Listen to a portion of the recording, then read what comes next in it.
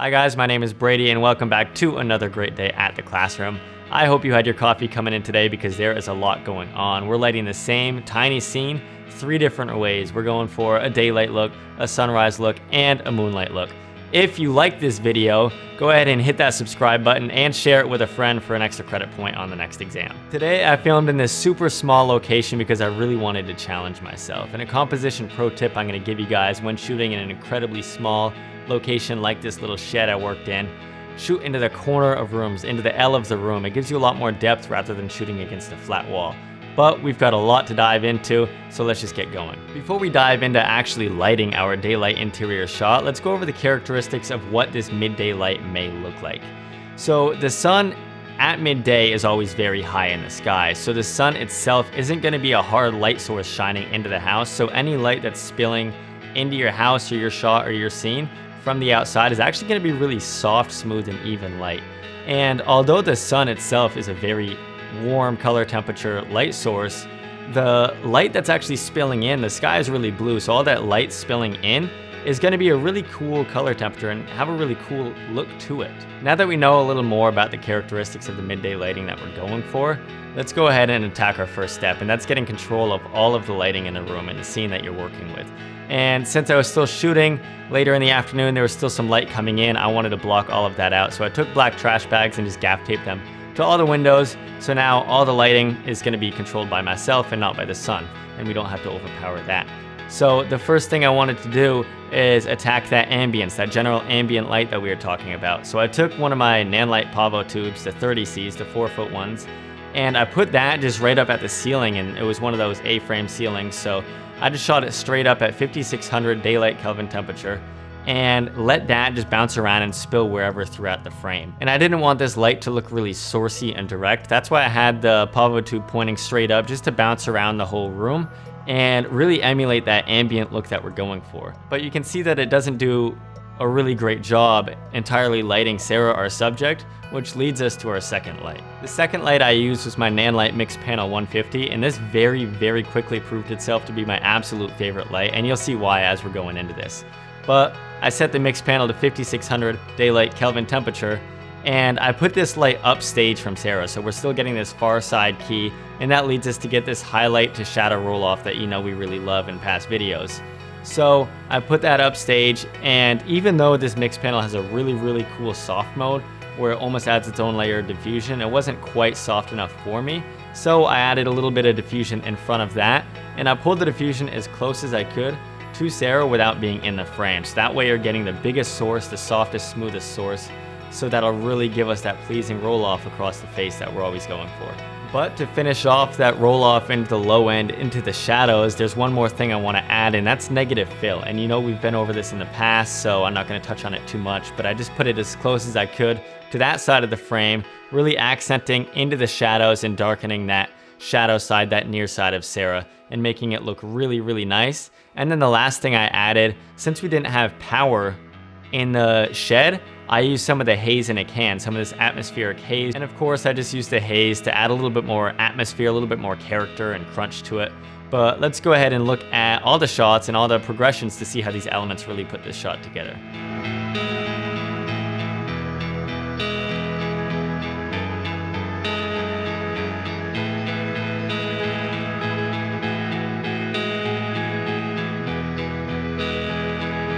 Okay, say we want to switch up the scene to a different shot or a different time of day. I don't know, maybe sunrise or sunset. Let's go ahead and talk about the characteristics of light at this time. Usually when the sun is lower, it tends to be a lot harsher. It's coming directly into the windows instead of spilling in like before.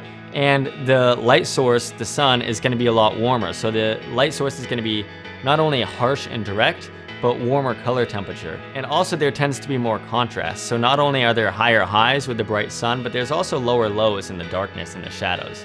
But this doesn't necessarily mean that your shots always have to have this really harsh, ugly light, like really direct, sourcey light. So let's dive into how we light the scene and we'll see how it all plays out. Now the first light that I added here is my Nanlite Forza 200 with a Fresnel attachment on the front of it. And you definitely don't need a Fresnel attachment. It just helps aid the light beams to be really straight and direct like the sun's are, but it's definitely not necessary. And the color temperature of this light naturally is 5600, so that stayed there. And I just kind of adjusted my camera's color temperature to be a little bit warmer, like right around 5800 degrees Kelvin. So since we're shooting at night at this point, the next two steps are really crucial to mask that nightness. So once I took that Forza and put it outside through the window next to Sarah, I actually took shears, like the thin shears that we've discussed in the past, and put those over the window right in front of her. So that not only added a little more character and shadow and texture to the light, but it also masked the fact that it was night and there was darkness outside. And one more thing that I did just to really be safe, one extra touch so you couldn't see the darkness outside past the shears, is I took my white foam core card and I put that right outside the window, just so as you look through the shears from the camera's point of view, you didn't see still this subtle darkness. So that just added a little bit more brightness, a little bit more white to block out all the dark. But the thing is, with using our outside light source to be our key light, by the time we get that bright enough to light Sarah's face how we want to light it, the shears are like extremely bright, and you definitely don't want that. It doesn't look crazy natural. They're glowing, your eyes go to the brightest part of the image, and we don't want that to be the shears. So bring the exposure of that light back down. We're gonna go inside and set up a light there, and that once more is gonna be my Nanlite mix panel. And I set that up similar to how we had on that daylight shot. We're definitely still going for the far side key look, and the window is motivating a lot of our light, but I really tucked it in the corner to get that roll off across her face. And I had this light set to right around 5200 Kelvin, so I warmed it up a little bit to get that sunset glow on her and throughout the rest of the room. And I put that diffusion back in front of the mix panel and brought it as close as I could to her to get that super soft, smooth roll off that we're going for, that super soft lighting to make everything look really, really pleasant. And I exposed that mix panel to be just about the same exposure on Sarah's face as the shears are next to her. So everything looks really, really even, really, really natural. And going back to that higher contrast sunset characteristic, we want to do one more thing, and that's again adding negative fill. Negative fill is always going to be your best friend. So I took that, got it as close as I could and as big as I could to Sarah, because you really want that roll off from the bright sun coming through the window into the shadows of the room. And that's where you get that really dynamic contrast. So I brought that really close. And then as far as the haze goes, I was rather generous because I wanted the Forza to blast through that window and get as many shafty geometric beams from the light, as well as just adding this really like hazy, atmospheric, gritty look, because I'm a huge fan of that. So that's what I did for this shot. Let's go ahead and take a look once more.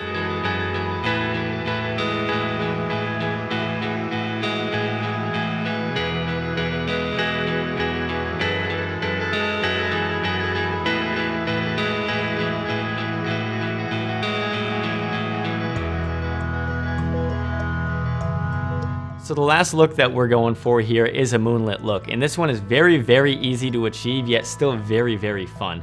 But let's go over the characteristics of moonlight and natural moonlit scenes.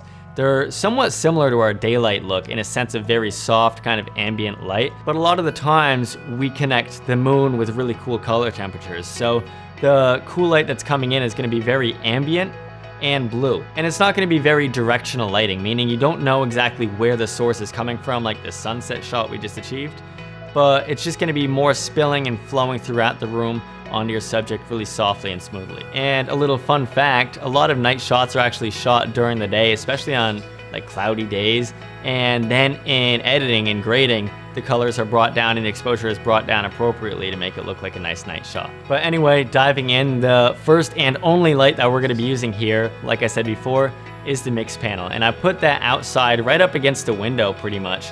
And I used the gel mode to just slap on or emulate a CTB gel to really get that color temperature blue, that moon look that we were going for. But looking at it as it came through the window, everything was really harsh. And like I said before, we want everything to be really soft and ambient. So I took the diffusion right in front of that just to soften the light. So as it came in and through the window onto Sarah and onto the couch and the wall, it was really soft and smooth and really night-like. And for this shot, since we're going for the cooler look, I put my camera right around 4500 Kelvin. And then the next step, or the next light, if you want to call it that, is actually Sarah's book. That acted as a bounce or as a reflector onto her face. So as the mix panel came through the window and off her book onto her face, it lit up the face and pulled her out from the darkness just a little bit more. And I instructed Sarah to have that book on the far side of her, so we still kind of achieved that far side key that we were going for, because as you can see, as we bring that book around across her face, it starts to fill in that near side and give us a little bit less depth and texture and contrast to her face. So that's why I had her keep it on that far side of her face as the light bounced off of the book back onto her. And of course, last but not least, I added a lot of haze to give it that creepy, moody night attic feel, that moonlit night attic feel that I was going for.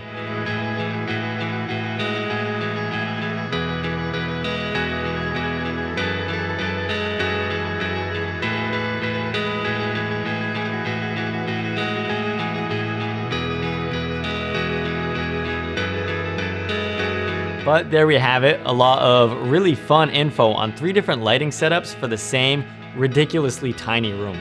So I hope you enjoyed it. I would love to see your creations with this, what you guys do with it. So please tag me in it, message it to me, do whatever it takes to get to me. I would really love to see what you're doing with all of these 3 lighting setups. And once more, if you found this fun, if you found this still educational, I hope you did. Make sure to hit that subscribe button, share it with a friend, do what you gotta do. I'm not gonna hold you any longer. Consider this class dismissed.